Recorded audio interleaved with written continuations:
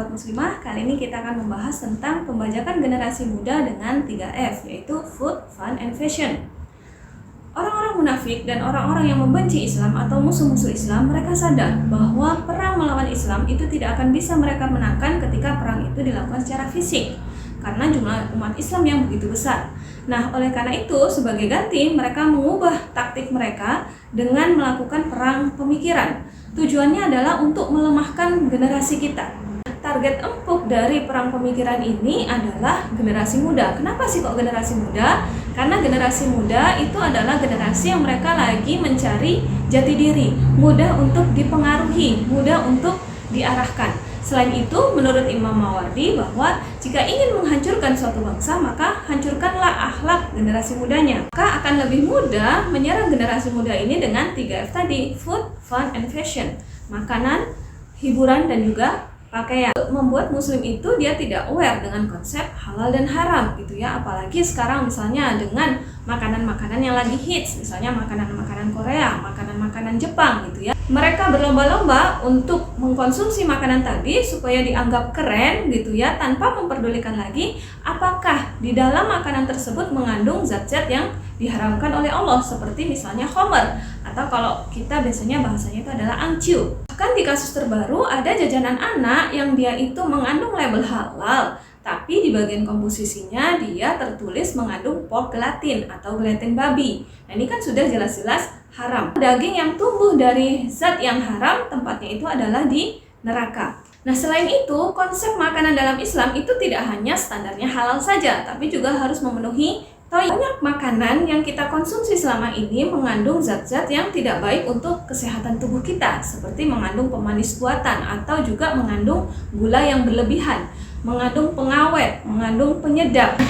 Akibatnya saat ini banyak remaja kita atau generasi muda kita itu menderita diabetes gitu ya. Bahkan kalau nggak salah di kasus yang terbaru itu ada anak SD gitu ya, dia itu sudah menderita diabetes. Dia bahkan harus cuci darah itu seminggu sekali. Dengan mengkonsumsi makanan-makanan yang haram, makanan-makanan yang tidak thayyib tadi gitu ya, itu tidak hanya sekedar kita mengeluarkan biaya untuk membayar harga makanan tadi. Fun, mereka melalaikan kaum muslim untuk peduli pada urusan penting umat.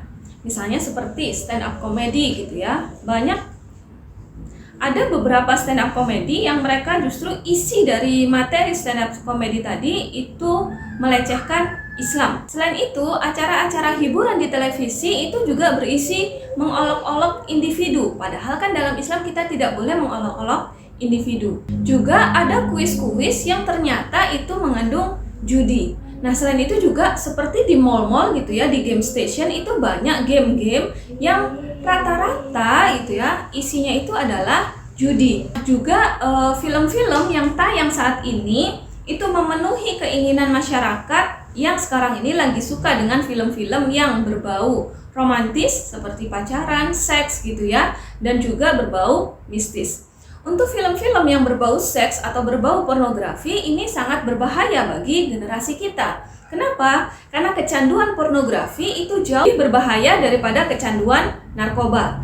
Kalau narkoba dia hanya merusak 3 bagian otak, sementara kalau kecanduan pornografi, selain itu iklan-iklan yang ada di televisi itu juga iklan-iklan yang menonjolkan sisi seksualitas. Dengan pakai pasta gigi ini itu akan bisa menarik perhatian lawan jenis. Dengan memakai minyak wangi ini akan menarik perhatian lawan jenis. Fashion, mereka menuntun generasi muda kita untuk menganggap pakaian itu bukan sebagai penutup aurat. Hentikan dinilai dari fisik. Kulitnya yang putih, hidungnya yang mancung, pipinya yang tirus gitu ya, badannya yang seksi gitu ya, sehingga banyak yang berlomba-lomba sampai melakukan operasi plastik hanya demi bisa menarik perhatian gitu ya. Padahal dalam Islam sudah jelas kita diharamkan untuk merubah ciptaan Allah. Yang merubah ciptaan Allah itu nanti akan mendapatkan laknat dari Allah Subhanahu wa taala.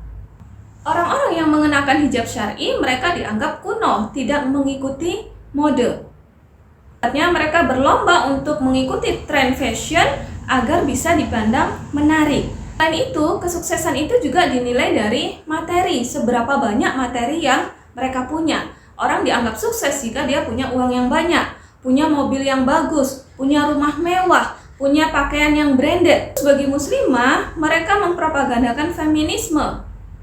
Mengapa sih kok mereka menyasar muslimah? Karena muslimah itu ketika dia rusak, dia akan membawa 2 orang untuk ikut dengannya, yaitu anaknya dan juga suaminya. Bahkan ada pepatah yang mengatakan bahwa suatu bangsa itu tergantung wanitanya. Jika wanitanya baik, maka baiklah negara itu. Wanita soleha itu adalah sebaik-baik perhiasan dunia. Jadi sekarang gitu ya, wanita itu dianggap sukses kalau dia menjadi wanita karir. Wanita yang memilih untuk menjadi ibu rumah tangga itu dianggap rendah.